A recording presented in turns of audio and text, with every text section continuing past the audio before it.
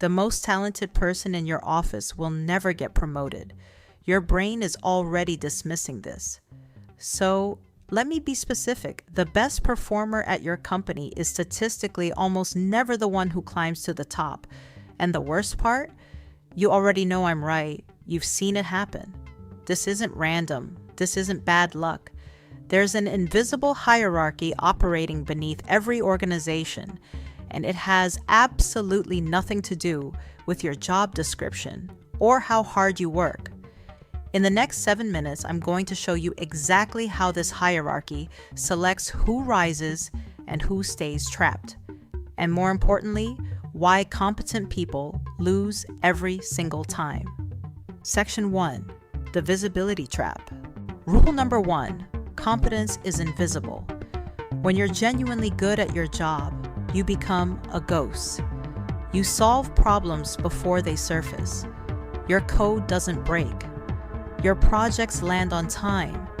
Your work is so seamless that leadership forgets you're the one holding the entire operation up.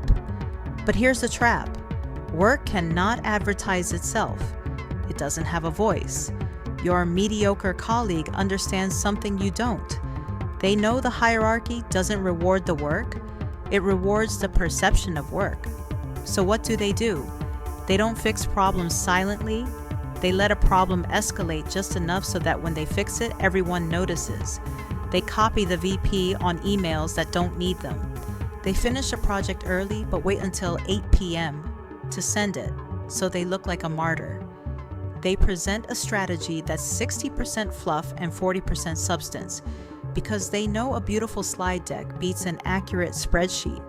And if you're a high performer, you probably find this repulsive. You call it fake. So you do the opposite. You put your head down and work harder. You let your work speak for itself. But that's exactly how you lose. By refusing to manage your visibility, you create a vacuum, and your mediocre peer steps directly into it and walks past you on the ladder. Section 2. The threat hierarchy. The second reason mediocrity rises is even more calculated than visibility. It's called threat management. Here's a truth leaders will never admit. They don't promote the most competent person. They promote the person who makes them feel the most secure.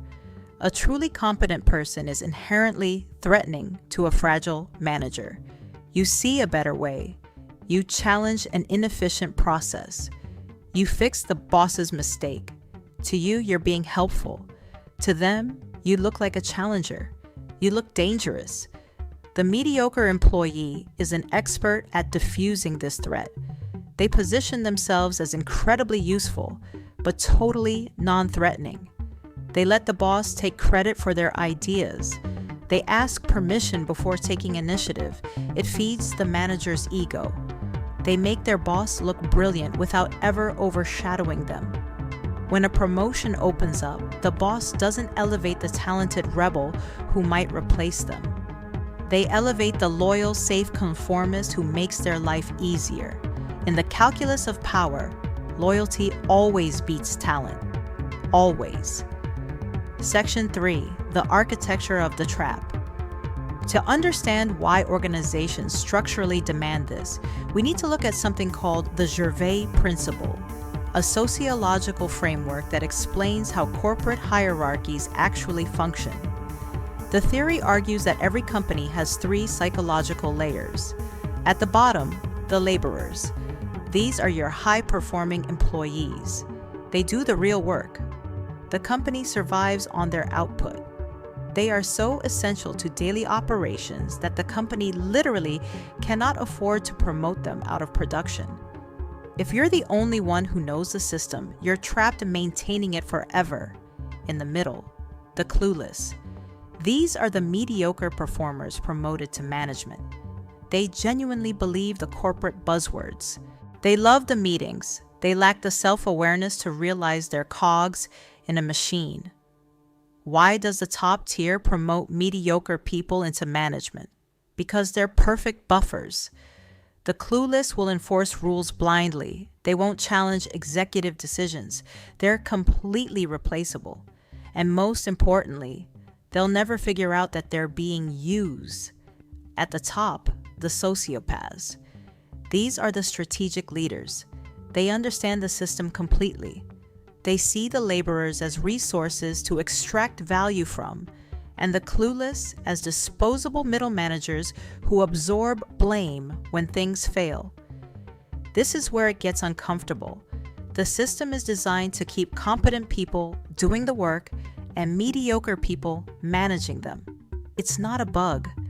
It's the feature. The moment you realize this, everything makes sense.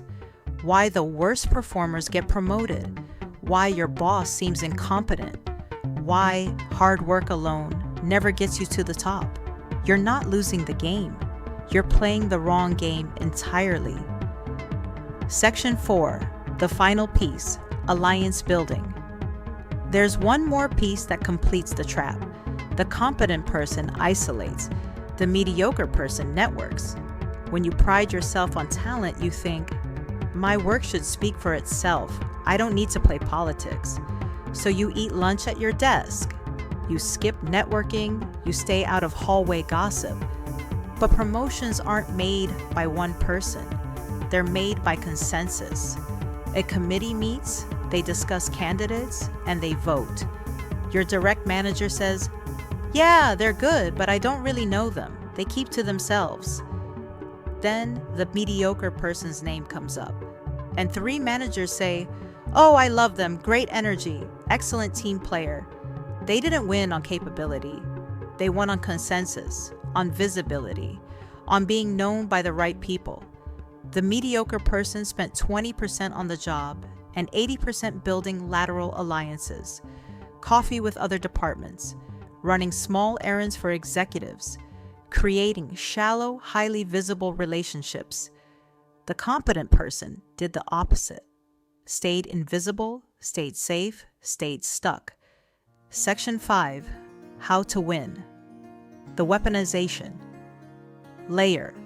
Now, the question isn't, is this fair? It's, what are you going to do about it?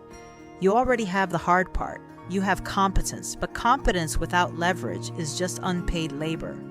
Here's the 3-move playbook. First, stop hiding your work. Send weekly status updates, not to brag, to inform. Frame it around impact. This saved 8 hours of production time or prevented this risk. Make your value visible. Second, never threaten. When you have a brilliant idea, position it as an extension of your boss's vision, not a challenge to it. Building on what you said last week, I prototyped this. Third, network before you need to, 1 hour a week. Coffee with someone outside your department. Build alliances now, not when the promotion opens. You don't have to become mediocre. You have to become tactically visible. Competence plus strategic positioning equals unstoppable. The mediocre person will never outwork you, but they will outmaneuver you if you let them. The hierarchy isn't meritocratic, it's psychological. And now you know the rules. Play differently.